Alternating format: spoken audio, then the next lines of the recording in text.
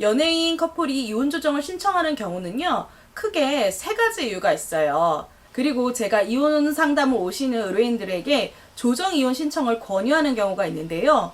바로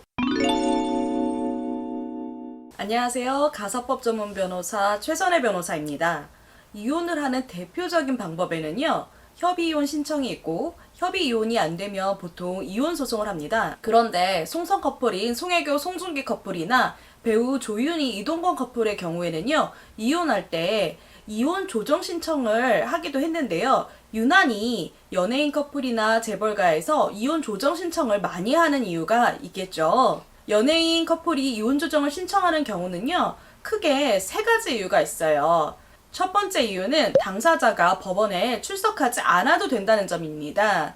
우선 협의이혼은 당사자가 직접 법원에 2회 이상 참석해야 되기 때문에 법원 앞에서 기자들이나 일반 시민들을 마주쳐야 하는 상황이 발생하게 되는 것이죠.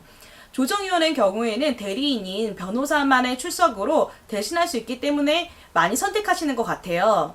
원칙적으로 당사자가 직접 조정 절차에 참여하는 것이 좋지만 연예인 커플의 경우에는 어느 정도 협의가 다 되었기 때문에 대리인이 그 변호사만 출석을 해도 문제가 없는 경우가 대부분입니다.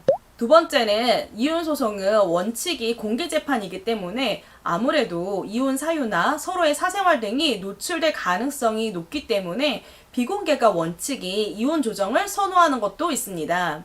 세 번째는 조정이혼은 협의이혼과 다르게 재산분할과 위자료에 대한 조정이 판결문과 동일한 효력이 있어서 향후 법적인 분쟁이 발생하지 않을 가능성이 높다는 것입니다. 협의이혼은 양측 모두 이혼 의사가 있고 미성년 자녀가 있는 경우에는 친권 및 양육권자를 누구로 지정할 것인지, 양육비는 얼마로 할 것인지, 면접교섭은 언제 몇 회로 정할 것인지만 결정하면 되고 이 부분에 대해서만 강제 집행이 가능하거든요. 나머지 재산분할이나 위자료는 협의를 했다 하더라도 지키지 않으면 다시 소송을 해야 합니다. 그래서 이혼 이후에 위자료를 청구하거나 다시 재산분할 청구를 하는 경우, 그리고 협의 이혼 시 협의서가 작성되었다 하더라도 이를 기반으로 다시 민사소송을 제기하는 경우도 있습니다. 추가적으로요, 네 번째가 있는데요. 어느 정도 협의가 된 상황이라면 신속하게 이혼을 할 수 있다는 점입니다. 협의만 잘 되면 빠르면 1, 3개월, 늦어도 3에서 6개월 이내에 이혼을 하실 수 있거든요.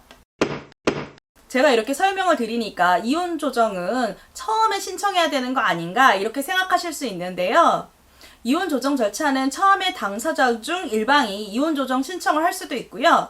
이혼 소송을 제기했다 하더라도 이혼 소송에서는 조정 전치주의라고 해서 이혼 소송 절차 전에 조정 절차를 밟게 되어 있어요. 그래서 이혼 소송을 하시더라도 조정을 하실 수 있는 거죠. 그러나 실무상 양측이 첨예하게 다투는 내용이 많아서 도저히 조정이 되지 않겠다 이렇게 판단하시는 경우에는요, 조정 절차 없이 이혼 소송이 진행되기도 합니다. 그리고 이혼 소송 중이라 하더라도 양측이 다투는 쟁점들이 정리가 되면 소송 중간 내지 소송 막바지에도요, 이혼 조정 절차로 회부하시기도 합니다. 그래서 이혼 소송 중에는 언제든지 이혼 조정 절차가 진행되기도 한다는 점 기억하시면 좋을 것 같습니다.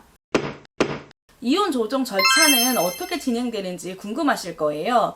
이혼 조정 절차에서는요, 조정 당사자, 보통은 2인의 조정위원, 변호사를 선임한 경우에는 양측의 변호사가 위자료, 재산분할, 친권 및 양육권 등에 대해 서로 협의점을 찾아가는 과정입니다. 양측이 협의가 완료가 되면 판사님이 올라오셔서 최종 조정안에 대해 조정조서에 기재하게 되는데 이 조정안이 판결문과 동일한 효력이 있습니다.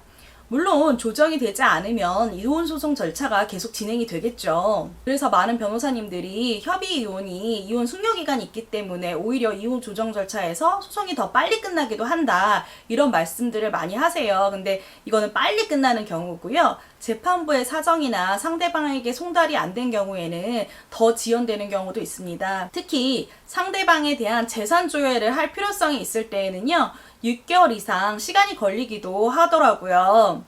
물론 협의이혼과는 달리 조정이혼에서는 상대방의 재산을 이렇게 법원을 통해서 조회해서 재산 파악이 가능한 것도 장점입니다.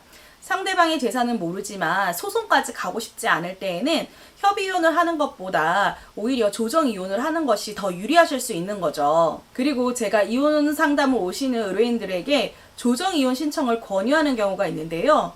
바로 미성년자 자녀가 있는 경우, 그리고 그 미성년 자녀가 배우자와의 관계가 좋은 경우입니다. 이혼 소송을 하다 보면요, 서로에 대한 그 잘못에 대해서 다투다 보니까 정말 밑바닥까지 보게 되고 감정적으로 서로 간에 마음이 상하는 경우가 정말 많아요. 그런데 문제는 이러한 마음의 상처나 감정적인 부분이 아이들에게 영향을 끼친다는 거예요. 아무래도 상대 배우자에 대한 안 좋은 얘기를 은연중에 아이들 앞에서 하거나 아이가 옆에 있는데 다른 사람에게 힘든 얘기를 하면서 남편이나 아내의 안 좋은 점에 대해서 이야기하는 경우들이 많더라고요. 그런데 처음부터 조정 이혼을 하는 경우에는요, 서로에게 자극적인 이야기를 할 필요가 없어요. 그리고 조정 단계에서 나는 아이를 위해서 감정 다툼을 크게 하고 싶지 않다. 합리적으로 재산 분할이나 양육권이나 양육비만 정리하면 될 것 같다. 이렇게 의사를 밝히면 감정 싸움 할 일이 많이 줄어들더라고요. 부부가 서로 신뢰할 수 없거나 밉더라도 여전히 내 아이의 아빠, 엄마잖아요. 나한테 안 좋은 배우자일 수는 있어도 내 아이한테 좋은 아빠, 좋은 엄마일 수도 있어요. 부모가 이혼한다 하더라도 여전히 부모님에게 사랑받는 사람이라는 것을 아이가 느끼게 하는 것이 정말 중요한 부분이라는 점 꼭 기억해 주셨으면 합니다. 배우자와의 관계를 정리하고 이혼을 결심하셨다 하더라도요, 미성년 자녀가 있으신 경우에는 내 아이의 행복과 정서적 안정을 제 1순위로 생각하시기 바랍니다. 지금까지 최변TV의 최선혜 변호사였습니다.